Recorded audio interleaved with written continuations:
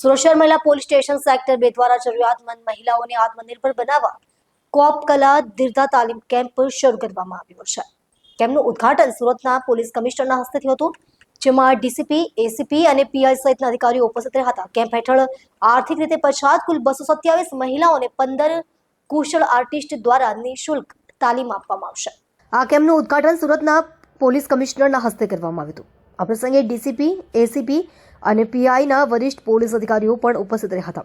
આ કાર્યક્રમ અંતર્ગત શહેરની વિવિધ સંસ્થાઓ અને કલાકારો દ્વારા કુલ 227 મહિલાઓને તાલીમ આપવામાં આવશે. 15 કુશળ આર્ટિસ્ટ અને નિષ્ણાંતો દ્વારા આ મહિલાઓને નિઃશુલ્ક તાલીમ આપવામાં આવશે.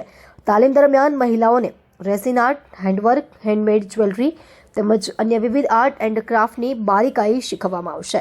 સૌથી ખાસ વાત એ છે કે તાલીમ પૂર્ણ થયા બાદ મહિલાઓ પોતાના હસ્તકલાના ઉત્પાદનોનું વેચાણ કરી શકે તે માટે તેમને મફતમાં સ્ટોલ ફાળવવાની પણ વ્યવસ્થા કરવામાં આવશે.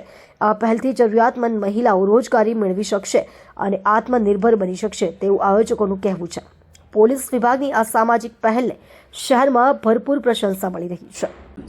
अपना सूरत शहરના મહિલા પોલીસ સ્ટેશન દ્વારા ધ કોપ કલા દીર્ઘા નામથી એક એવા જો હેન્ડીક્રાફ્ટ માટેના જો ક્લાસના આયોજન કરવામાં આવેલા છે, જેમાં એના જો સ્ટાર્ટિંગ થઈ અમારે મહિલા પોલીસ સ્ટેશનમાં લગભગ જો અરજીને કામે ઘણા બધા બહેનો આવે છે, જે એના થોડા પારિવારિક તકલીફો રહેતી હોય છે અને કુછ પરિવારમાં વિવાદ રહેતા હોય છે.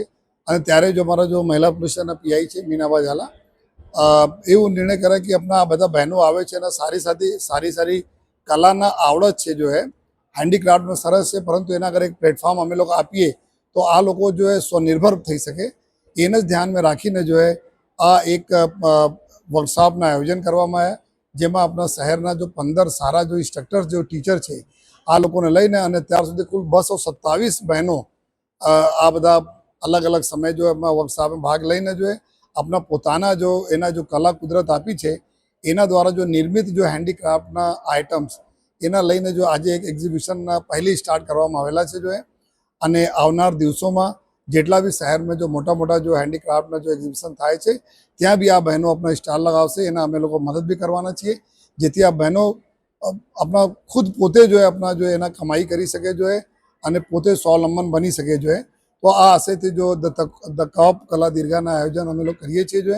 અને અત્યારે આજે 227 જેટલા બહેનો છે. અમે ઉમ્મીદ છે કે ધીમે ધીમે આ બહેનો સંખ્યા વધતી જશે અને આશય એટલા છે કે જેના જો ઈશ્વર કલા આપી છે એના એક સરસ પ્લેટફોર્મ સુરત શહેર પોલીસના અમારી જો મહિલા પોલીસ સ્ટેશન છે એના અધિકારીઓ અને ટીમ એના આપે જોઈએ.